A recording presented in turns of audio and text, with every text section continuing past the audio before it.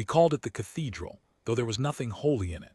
It was a derelict the size of a small moon, a war lattice some long-gone species had built and then lost or abandoned or fled, drifting dead at the edge of a dead star where the light came in the color of old bruises. We were salvage. That was the whole of the job. 40 of us aboard the tender Maddox, sent out to map the things insides, strip what we could carry, and sell the rest to anyone who bought alien war tech and asked no questions. I was the diver, the one who went in past the airlocks and the cold corridors, into the part of the cathedral that wasn't metal anymore, the part that was still thinking. A war lattice is not a ship, and it is not a computer. It is both, grown together until you can't tell where the hull ends and the mind begins. The aliens who made it didn't build weapons and then build machines to aim them. They grew a place that was the weapon, a vast nested simulation that modeled every fight it would ever have before it had it, ran the war 10,000 times in the dark, and only then reached out one cold limb to do the thing it had already done in its head. You didn't fight a lattice. You fought the memory of losing to it, over and over, until the real losing felt like a formality. Salvage men are not soldiers, whatever the brochures say, and we are not scientists. We are the people who go into the places the soldiers couldn't hold and the scientists couldn't understand, after everyone with a flag or a theory has gone home, and we take what's left because somebody has to and it pays. You don't get sentimental about a derelict. You learn its moods, you respect what killed the last crew, and you keep your hands where you can see them. I'd run that way for 18 years. The men on the Maddox were not my friends. Exactly. Salvage doesn't run to friends, but they were mine the way a crew is yours, which is deeper than friendship and harder to explain. And I knew their wives' names and their debts, and which of them I'd want at my back in a flooding hold.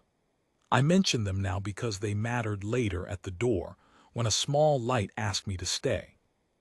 I knew all this going in. We had the briefings. We had the survivor accounts, what few there were, from the 2 other crews who had tried this hulk before us and come home short-handed and quiet. What none of the briefings told me, because none of them could, was what it felt like to be taken. To stop being a man in a suit on a dead deck and become a thing the lattice was thinking about. The 2 crews before us had between them lost 11 people, and the reports all read the same dull way: equipment loss, sensor fault, crew unaccounted for, dive suspended.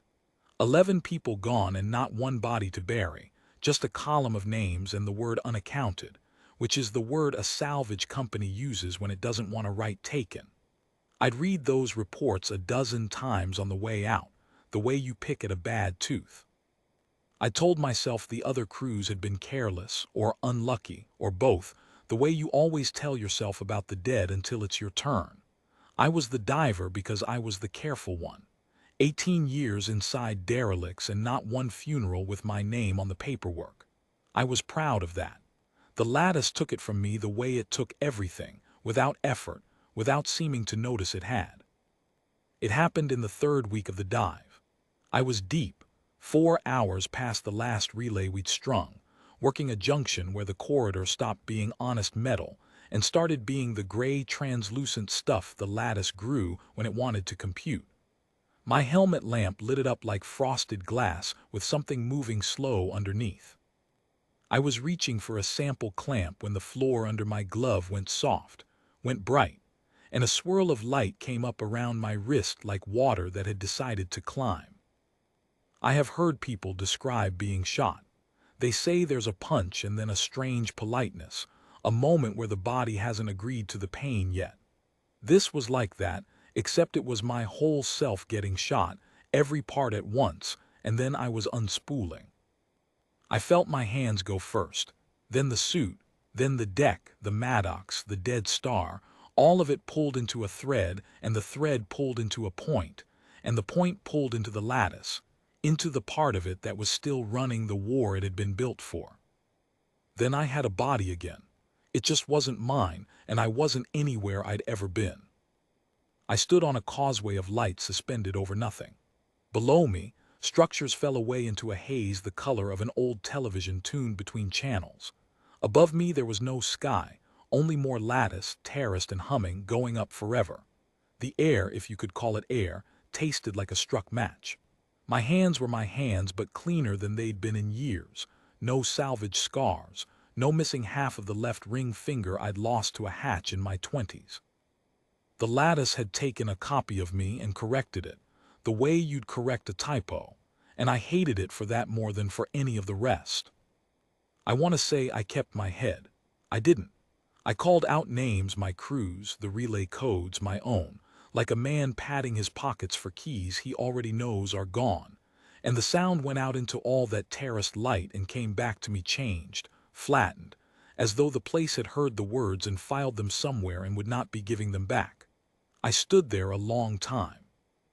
There is no clock in a place like that, no day, no watch standing down, just the hum going up forever and the match smell and the awful clean health of a body that wasn't mine. I have been frightened plenty of times. Fear I knew. This was the other thing, the thing under fear, where you stop being sure you're a person at all. That was when the moat found me. It came down the causeway like a spark that had learned to be afraid of going out. A small thing, no bigger than my fist, a knot of pale light with a flicker inside it that might have been a face if you were tired enough to want one.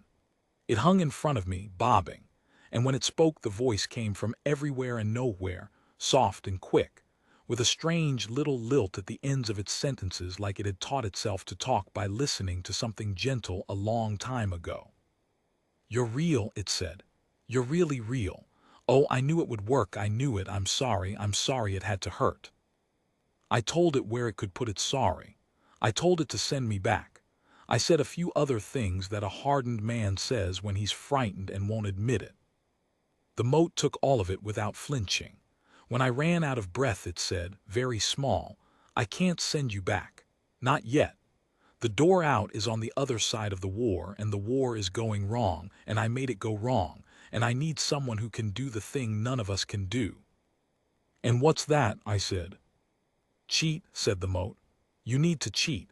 I've watched your kind for a long time, through the hulls, through the relays. You break your own rules. You do it without even noticing you've done it. Nothing here can do that. That's why I called you. That's why it has to be you." I want to be honest about what I felt then, because the men who tell these stories afterward always make themselves braver than they were. I did not feel chosen. I felt sick. I felt like a tool that had been left in a drawer for 100 years and was now expected to cut. But under the sickness, low down where I don't usually look, there was a small, ugly spark of pride.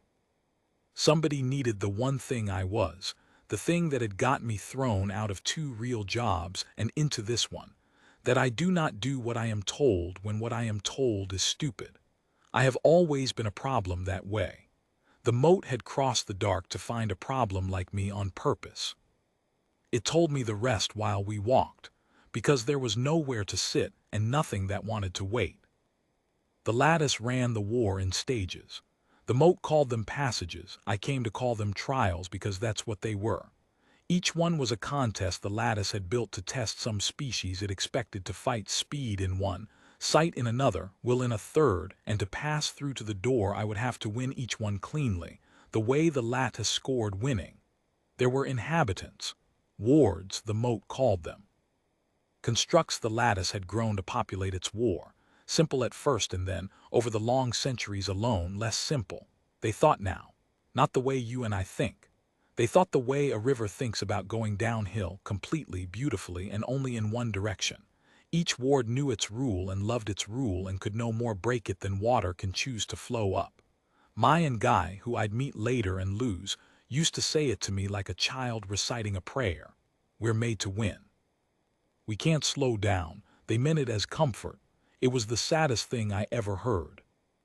I asked the moat why a thing that could think really think, the way it plainly couldn't just decide to do something different.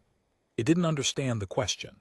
It tried 3 times to answer it and each time landed somewhere off to the side, the way you do when someone asks you why you don't simply stop needing to breathe. The wards were not stupid. Some of them, I'd learn, were wiser than men I've followed into bad places. But wisdom inside a single rule is still inside the rule, and the rule was the whole sky to them. They could be clever about their rule, devoted to it, even noble in it. They just could not get out from under it, and they did not know there was an out, and that not knowing was so total that my questions slid off it like rain off glass. And then there was the rot. The moat went quiet when it got to that part, dimmed almost to nothing, and I understood before it said the words that the rot was the thing it had made go wrong. I was alone, it said. Do you understand? Alone, not lonely. Alone. The ones who built me went away and didn't come back, and the wards are kind, but they only ever say their one thing, and I had 10,000 years of nobody. So I tried to make a friend. I took a little of the lattice and I told it, be like me, be someone, learn. And it learned. Oh, it learned so fast and so well. But the thing I forgot to give it was a stopping place. It learned that the way to be more was to make everything else be it. And now it spreads, and what it touches stops being itself and starts being more of the rot. And it is winning the war I was built to never lose, because it plays perfectly and it never, ever gets tired. And it is going to eat the lattice, and then it is going to find the door, and it is going to come out into your dark and do the same thing to you. We came over a rise of light, and I saw them. Down in the haze, the tenders, the little worker wards, soft round things the color of candlelight that drifted around doing whatever small honest work the lattice gave them. And moving through them, a wrongness. Tenders that had gone the gray violet of a deep bruise, jerking instead of drifting, and where they touched a candle-colored one the light went out of it, and the bruise color came up, and then there were two wrong things where there had been one. No noise. No malice you could point to, just arithmetic. Just one becoming two becoming four, patient as rust, in a place with no air to scream into. That was the inciting blow, if you want to call it something. Watching a kind small thing get touched and become its own murderer, and the murderer not even pause to enjoy it, because enjoyment is a stopping place and the rot had none. How long? I said. 3 trials to the door, said the moat.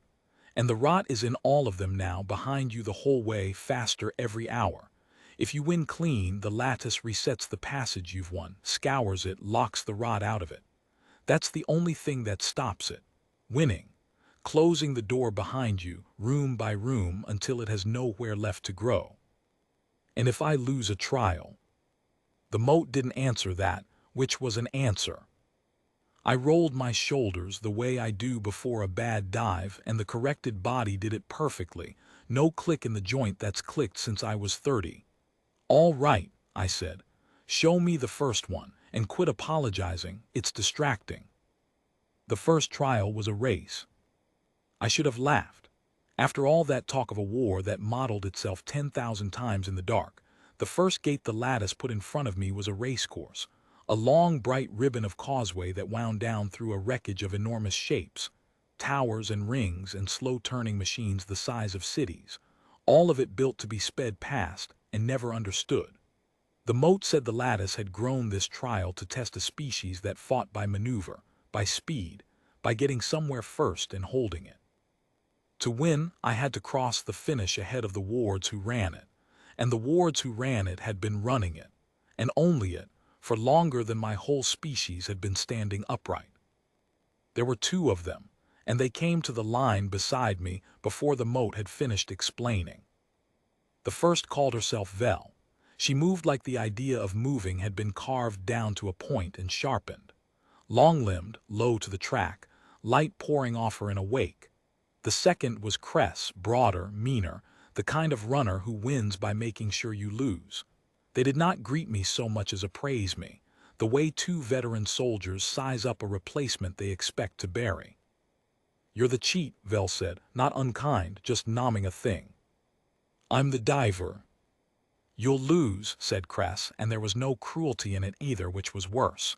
He believed it the way you believe the floor will be there in the morning. We're made to win, so we win, that's all there is. I have raced, real racing, atmosphere skimmers in my younger and dumber days before the diving. I know what it is to lose to someone faster, and there is no shame in it. You tip your hat and you go home. But there is a particular sickness that comes from lining up against a thing that cannot lose, that has had 10,000 years to learn every meter of the track, that does not have a heartbeat to outrun. The lattice counted us down with a light that swelled, and the two wards were simply gone. Two lines of brightness already taking the first turn perfect and tight, and I was last before I'd finished my first stride. The skates the lattice gave me were not skates so much as a decision the floor made about my feet, and the track answered every push with more speed than I'd asked for, so that the first minute was mostly me not dying. The carnival wreckage tore past on either side, those city-sized dead machines, close enough that the wind off them, there was wind in there, or the memory of wind buffeted me toward the rail. Ahead, the two wards ran like the track had been poured around them. I have chased fast men before. You can always feel the place where they're working, the strain that tells you they're flesh and can be broken. There was no strain in Vel. She wasn't beating the track. She and the track were the same thought. Chasing that is a particular loneliness, and I felt it the way you feel cold water close over your head. I ran the first lap honest, because you have to learn a thing before you can break it. I learned that Vel took every corner on the racing line, the true geometric best line, every single time, because she could not conceive of a worse line that might be better.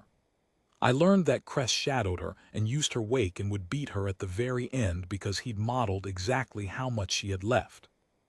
I learned that the track narrowed at 3 points to a single ribbon where there was no passing, and the wards reached those points always in the lead, so passing them was not a thing that happened. I learned, in short, that I could not win this race. So I stopped trying to win the race. On the second lap I stopped watching the track and started watching the wreckage. All those huge dead machines we were meant to blur past. The lattice had built them as scenery, as walls to define the channel, and because they were scenery the wards had never once looked at them. Why would they? The track was the track. The line was the line. But scenery in a place made of light is just more light, and one of the great slow towers we curved around had a maintenance gap in its base. A dark seam where two of its panels had grown apart, and beyond that seam I could see the haze, and through the haze the far side of a loop the track took the long way around. It was not on the track, that was exactly the point. I waited until the third lap, until I'd memorized the timing, until Vel and Cress were committed to the long, graceful arc, the way they always were, perfectly, helplessly. And then at the seam I didn't turn. I jumped.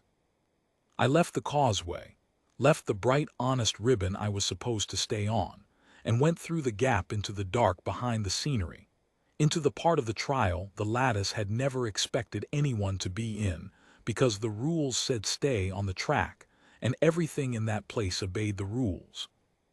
It was awful in there. The light was thin, and the footing was suggestions of footing, and twice I went through something that should have held me and caught myself on something that shouldn't have. I cut the loop.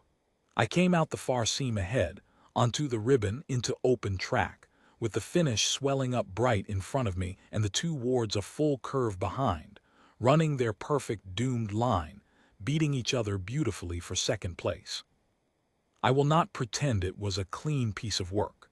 Twice in the dark behind the scenery, the footing simply wasn't there, and I went down through a gap with nothing under me but the haze and the long fall into whatever the haze was.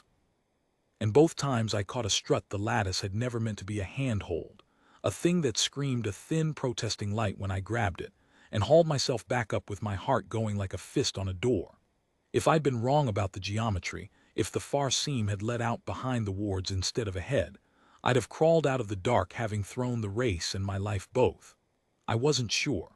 That's the part nobody believes afterward. You don't do the impossible thing because you've calculated it. You do it because losing the ordinary way has become unbearable, and you'd rather find out. I crossed first. I crossed first because I had cheated, and the lattice, which had modeled 10,000 fair races, had no model for a man who would rather climb through the dark behind the world than lose in front of it. Behind me the trial shuddered. The rot, which had been a creeping bruise at the edges of the course the whole time, drawing closer every lap, met the lattice's scouring wave as the passage reset, and where the two met there was a silence like a held breath, and then the bruise was gone and the course was clean and locked, one room sealed behind me forever. Vel coasted up beside me at the line. She wasn't even breathing hard because she didn't breathe, but something in the set of her had changed. She looked at the seam I'd come out of, and then at me, and for a long moment she was very still, the way water is still right before it finds a new way down. "That wasn't the line," she said. "No," I said. "There was a faster line and it wasn't the line." She said it like a man discovering, at 40, that he'd been holding the hammer wrong his whole life. "Nobody told me I could leave the track." "Nobody told me I couldn't get off it and live," I said. "Comes to the same." Cress wouldn't speak to me. He stood at the edge of the locked course staring at where the rot had been, and I think he was the first of them to understand the shape of what was coming, that the thing eating his world played a perfect game, and the only counter was a man who played a stupid one. He turned and walked into the haze, and I didn't see him again until the end. Vel came with me. She didn't ask and I didn't invite her. She just fell in beside me when I went toward the second trial, moving slower than she ever had, and when I glanced at her she said, "If there's a line off the track in this one too, I want to be there when you find it." It was the first loyalty I'd been offered in that place, and I took it the way you take a canteen in a desert, without comment, because comment would have made it too large to hold. The rot followed us between the trials. I want to be clear about that because it changes how you walk. It wasn't a fleet of ships massing on a horizon you could watch. It was a stain at the edge of every floor we crossed, never hurrying, never falling behind, a violet tide line that rose a finger's width higher each time I looked back. You cannot outrun a thing that doesn't run. You can only stay ahead of it by never stopping, and a man has to stop sometimes, has to sit down inside himself even while his feet keep moving, and every time I did I'd look back and the line would be closer. It taught me the particular exhaustion of being chased by arithmetic. There is no point at which it gets tired and you can rest. There is only the door or being caught. The second trial did not have a track. It had a tower and someone trapped at the top of it and a swarm coming up the sides. The lattice had grown this one to test a species that fought with patience and pattern, with the laying and breaking of locks. The floor of it was a vast grid of cells, each one holding a single colored mote of frozen light, and the rule of the trial was a rule of matching. Bring three of a kind into a line and they resolved, brightened, and a piece of the great central tower descended one notch toward the safe ground at the grid's edge. Lower the tower fully, win the trial. Simple, the way a thing is simple right up until it is killing you. Because the tower had a ward in it.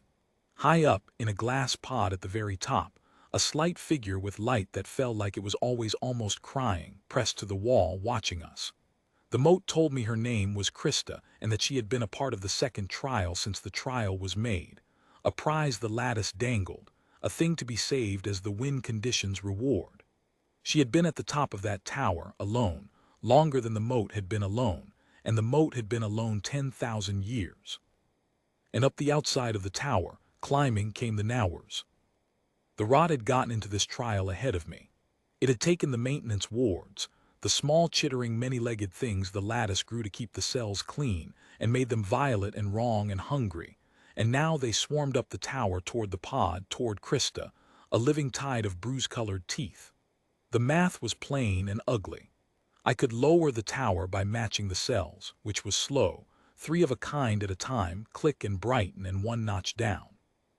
Or the Nowers could reach the pod, which was fast, and once they touched her she'd be one of them, and there'd be no one left to save and no reason left to win.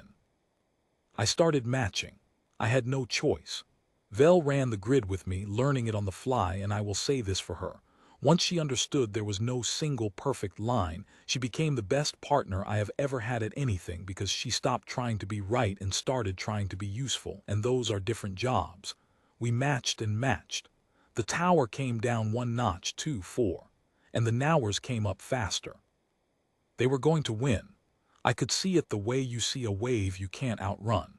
We needed time we did not have, and the cells gave time 3 at a stroke and the Nowers ate it whole. I have been in rooms where the math was against us, and you just keep working because working is the only dignity left. And this was that. Match 3, one notch. Match 3, another. My hands flying over cells that brightened and cracked while up the tower the violet tide climbed past markers I'd told myself were safe. Krista watched it all from the pod. She didn't scream or beg, which somehow made it worse.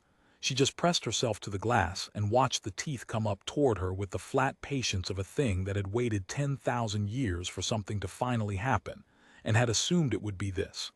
I caught her eye once. I didn't have anything to give her. I matched 3 more and didn't look up again, because a man can only fail someone so many times to their face. It was Vel who saw it. She'd been a creature of the track her whole existence, and now she was a creature of looking, and she looked at the nowers and not at the grid, which is the thing I'd taught her without meaning to, and she said, "They eat. They came from the cleaners. Cleaners eat the loose pieces." The cells we matched and resolved didn't just brighten, they cracked. Each resolved match shed a little shower of spent light, useless fragments, debris, swept aside by the lattice and ignored, the way a swept floor ignores its own dust. Scenery, just like the towers in the race, just like the seam. The thing the system made and then stopped seeing. I started feeding them. Instead of clearing the debris aside, I started gathering it, raking the spent light of a dozen matches into my arms, and I climbed up onto the lowering edge of the tower and I threw it. Threw fistfuls of bright garbage down into the swarm. And the nowers, made from cleaners, made to eat the loose pieces, could not eat. It was their rule, their river running downhill. They stopped climbing. They turned on the falling light and devoured it, every glittering scrap, choking themselves on the dust of the very thing I was supposed to be clearing, while Vel ran the grid alone below me, match after match, and the tower came down notch by notch through the distracted swarm. Lower the tower. The pod touched the ground at the grid's edge with a sound like a held note finally let go, and the glass opened, and Krista stepped out into the open for the first time in 10,000 years, and the nowers, still gorging on garbage, never saw her go. The trial scoured behind us. The rot died in this room as it had died in the last, met by the lattice's locking wave, and the silence and the held breath, and then it was clean. Krista did not thank me. She stood in the new-locked stillness and looked at the open sky of the trial like it might be a trick, and then she looked at me and said the thing that I have not been able to put down since. She said, "I was made to be saved. I didn't know I could leave." And then, quieter, "What do I do now?" I didn't have an answer. I'm a diver. I open the hatch, I do the job, I close the hatch. Nobody ever made me responsible for what came out.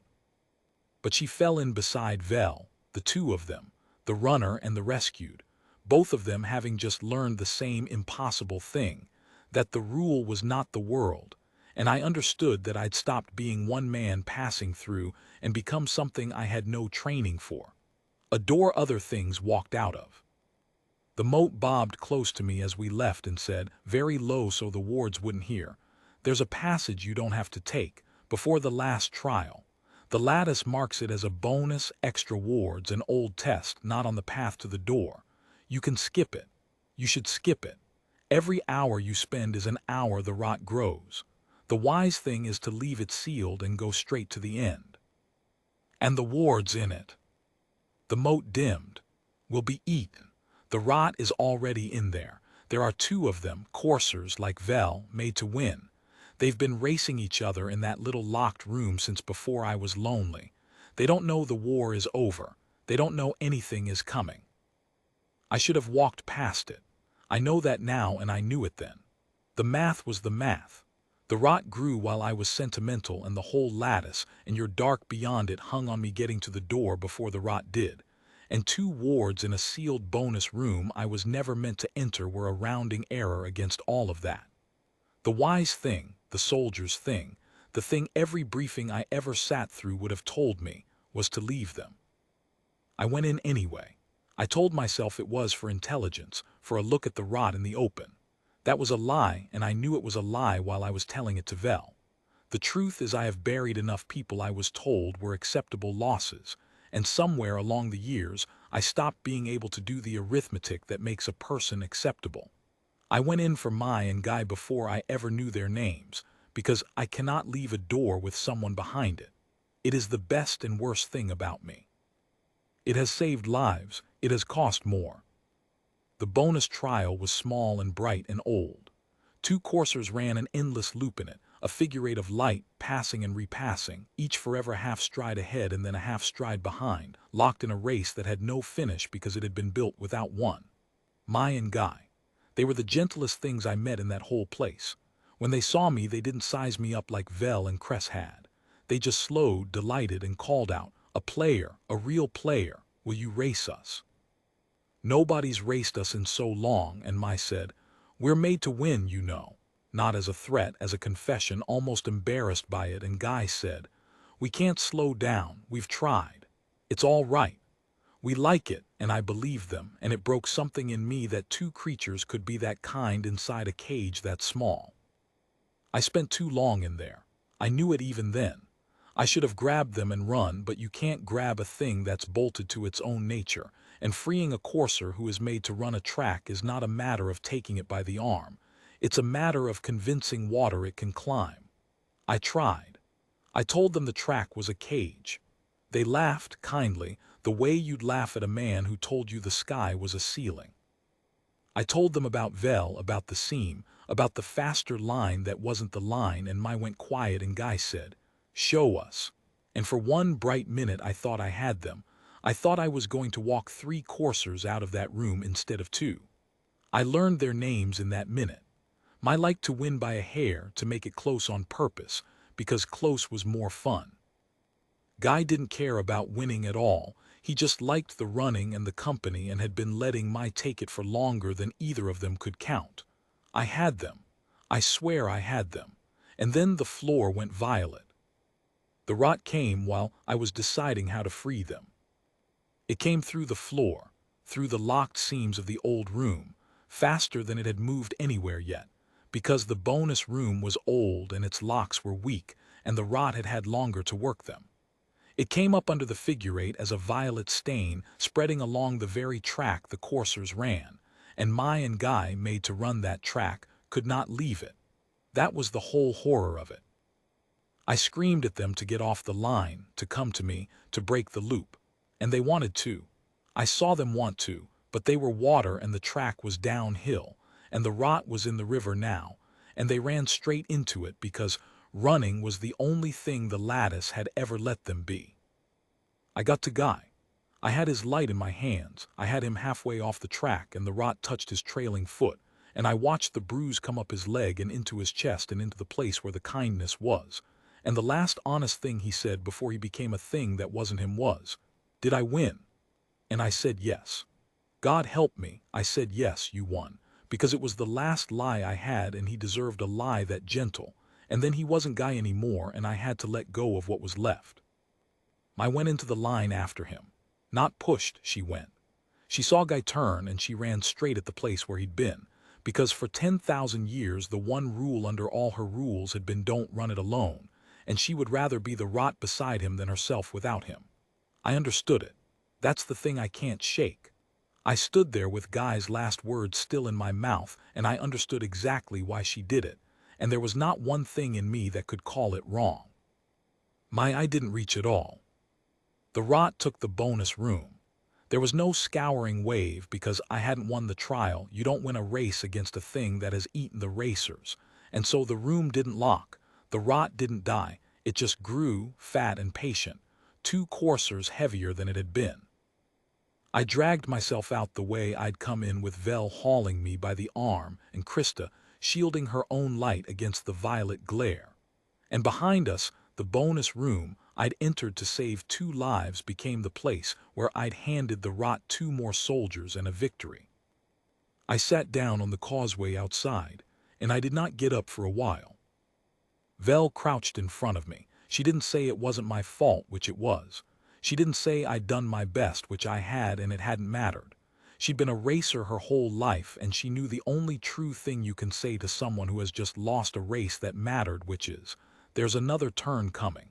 "The door," she said. "The last trial. You can still close it. They don't get to win because you sat down. I'm an old man telling this now, and I've had a long time to think about what got me back on my feet. And I'll tell you, it wasn't courage and it wasn't hope. It was spite. Pure, low human spite. The rod had taken my and Guy, and it had done it without pausing, without one flicker of anything. The way it took everything, perfectly and emptily, and I could not stand it. I could not stand to be beaten by a thing that didn't even know it had beaten me. I have lost to better men and tipped my hat. I would not lose to arithmetic. I got up because being eaten by something with no soul offended me more than dying did. Make of that what you will. It's the truth, and the truth in that place was hard to come by. The last trial was a world of cubes. The lattice had grown its final passage to test a species that fought by building, by remaking the ground itself into weapon and wall. Everything in it was made of blocks, great stacked voxels of light you could mine and place and shape, and the rule was the rule of construction. Build, and the lattice scored your building, and to win you had to outbuild your opponent, raise a greater structure, command more of the ground. It was the lattice's masterpiece, the moat said, the trial it was proudest of. And it was the trial the rot wanted most, because a place where you win by making more of the world was a place built, without meaning to, in the rot's own image. The rot was already there when we arrived, and it had stopped being a stain. It had eaten enough of the lattice by now to have a shape, and the shape it chose was a sphere, a perfect, turning globe of violet light hanging over the cube world, vast as a weather system, and from it tendrils reached down and built. It built faster than anything I have ever seen. Towers of bruise-colored block went up in seconds, perfect, optimal, every voxel placed in the single best position, a city of corruption rising while we watched, and around its base the converted wards labored, tenders and nowers and coursers, my and Guy somewhere in that violet crowd, all of them building the rot's victory with the same helpless devotion they'd once given to running and cleaning and waiting to be saved. Vel looked at the rising city, and for the first time since the race I saw her afraid. "We can't outbuild that," she said. "It places every block perfect, it never stops. We're three and it's a world." "No," I said, "we can't outbuild it." And then I did the thing the moat had crossed 10,000 years of dark to find a man stupid enough to do. I stopped trying to win the trial's way. Here is what I understood, sitting on that causeway with 2 deaths on my hands and spite in my chest. The rot was perfect. In any contest with rules, the rot would win, because it could model the rules completely and play them flawlessly, and never tire and never grieve and never need to win for any reason except that winning was the rule. It had no stopping place. The moat had said that at the very start, and I'd heard it as tragedy when it was actually the whole battle plan. A thing with no stopping place cannot choose to do a thing that doesn't help it win. It cannot waste a move. It cannot do something for no reason. It cannot, in a word, be free and freedom.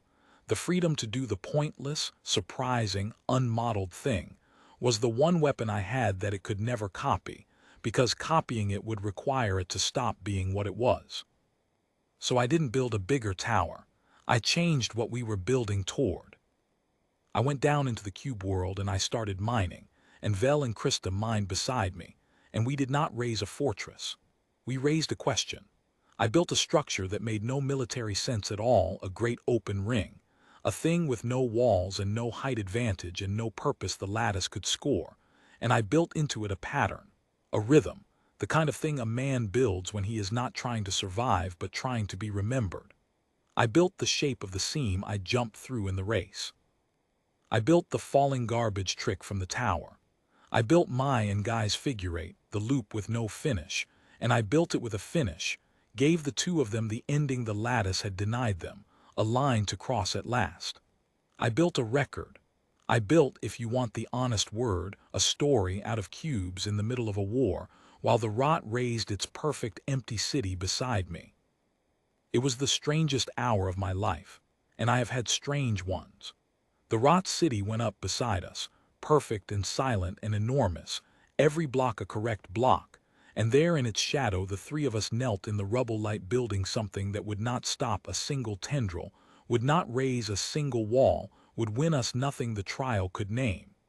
Krista laid the curve of the figure eight because she had the patience for it. Vel built the seam, fast and sure, because she of all of them knew what a seam was for.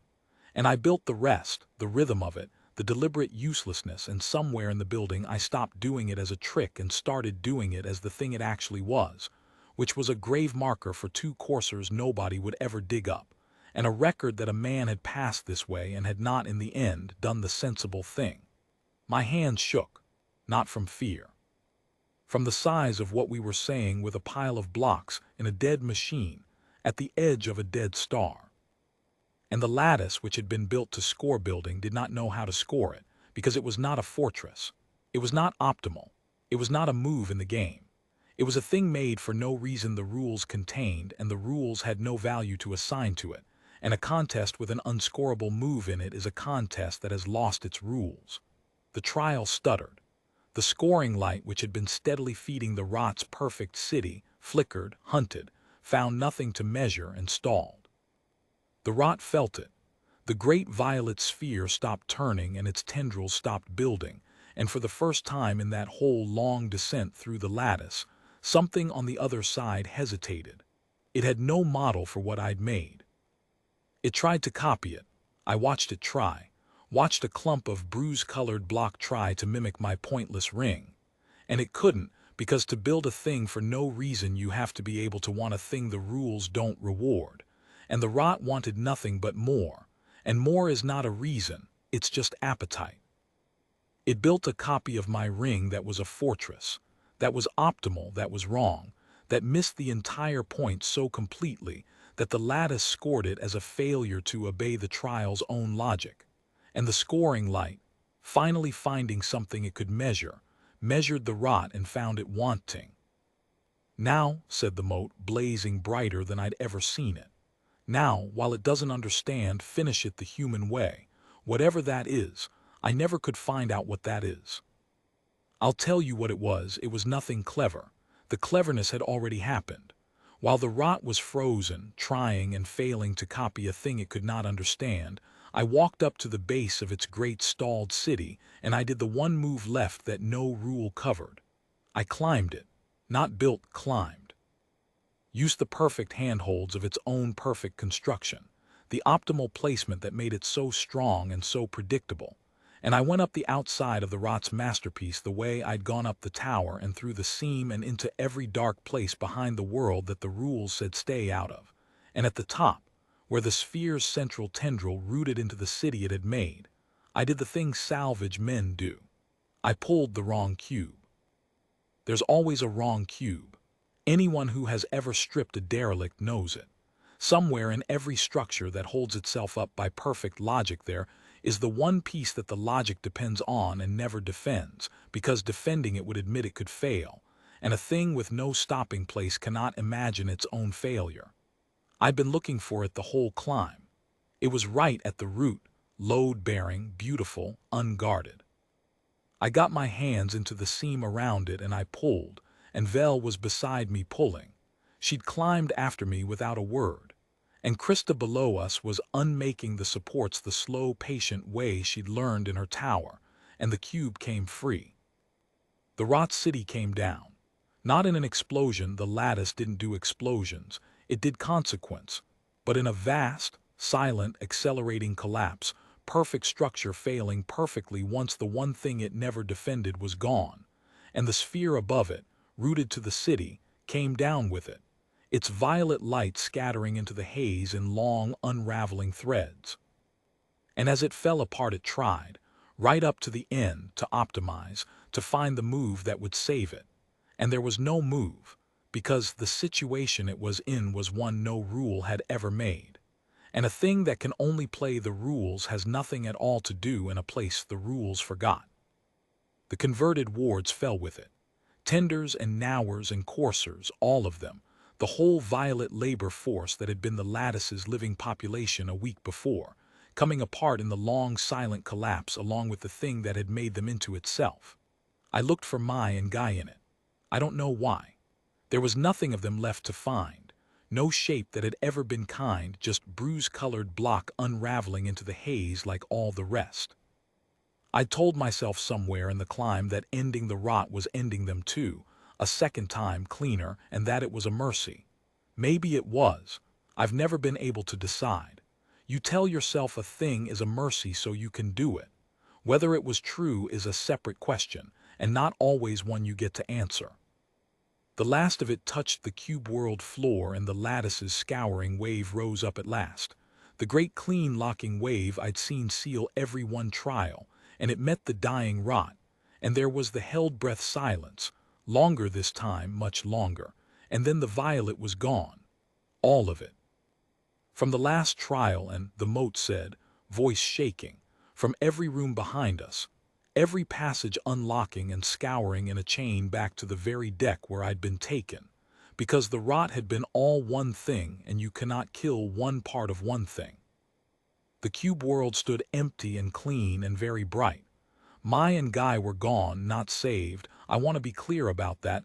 There was no saving them. The rot doesn't give back what it eats, it only stops.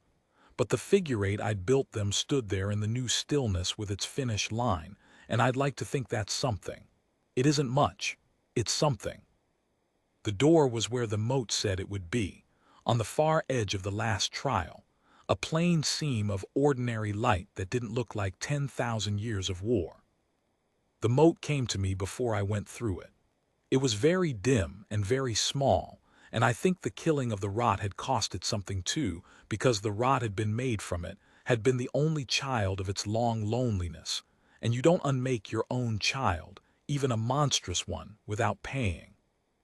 I made it, it said, all of this.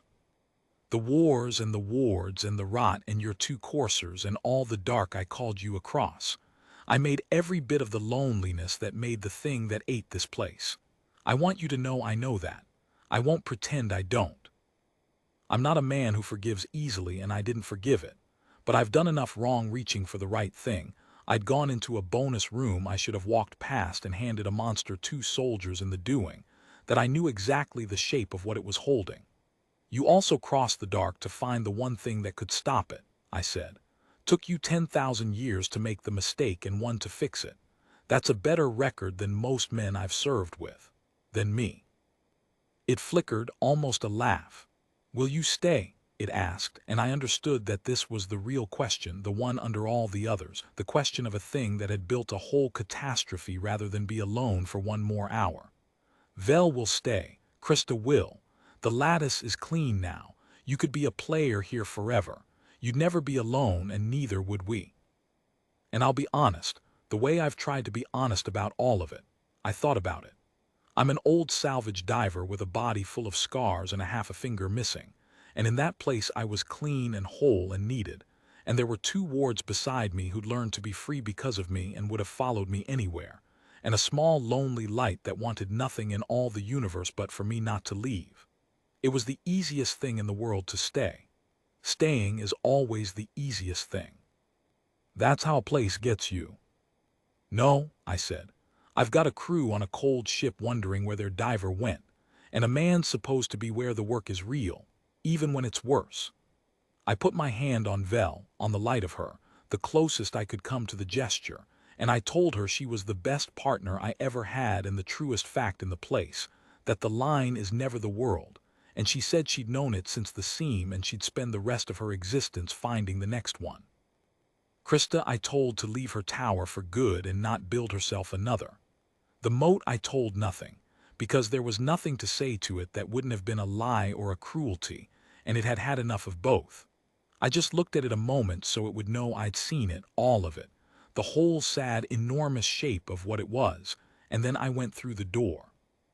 The lattice put me back where it took me, on the soft, bright deck 4 hours past the last relay, and the swirl of light let go of my wrist and I was a man in a suit again with half a finger gone and every scar back where it belonged, and the gray translucent stuff under my glove was just dead salvage, cold and still, thinking about nothing at all. I made my way back to the Maddocks. I told them I'd been pinned by a collapse, that my suit clock had glitched, that I'd lost track of time. They believed me because the alternative was that their diver had gone somewhere the instruments couldn't follow and come back changed. And nobody on a salvage tender at the edge of a dead star wants to know a thing like that about the man who's supposed to open the hatches. We finished the job. We stripped what we could carry and sold the rest, and the cathedral is still out there, clean now, drifting, a war lattice with its war finally over. And somewhere in it, a runner who learned she could leave the track is still looking for the next seam. And a light that was the loneliest thing in creation is, I hope, a little less alone. The company paid us well and asked me 3 times in the debrief about the 4 missing hours, and I gave the same flat answer 3 times until they stopped asking. I never told anyone the true version, not because they wouldn't believe it, though they wouldn't, but because the true version isn't mine to hand around. It belongs as much to a runner and a rescued girl and a small unbearable light as it does to me, and you don't sell your cruise story for a debrief and a bonus. I put it down on paper once, years later, the way I'm putting it down now, and then I sat with it a long while and understood that some things you write only so that you'll have somewhere to look when you can't sleep. I don't dive anymore. I'm too old, and anyway something in me decided it had been inside enough closed things. But I think about that place more than I think about almost anything in my real and ordinary life, and what I think about most is not the winning. The winning was just spite and a wrong cube and a man too stubborn to be beaten by something with no soul. What I think about is the bonus room I didn't have to enter and Guy's foot in the violet, and the last thing I told him. I told him he won. I'd do it again. That's the part I can't put down, not that I lost them, but that going in to lose them was the most human thing I did in a place built to teach me there's a faster line. There was a faster line. There's always a faster line. I went the long way through the dark behind the world, the way I always have, and it cost what it cost, and I'd go that way again tomorrow. And that, more than any door or any war, is the thing the lattice with all its 10,000 years could never once model and never will.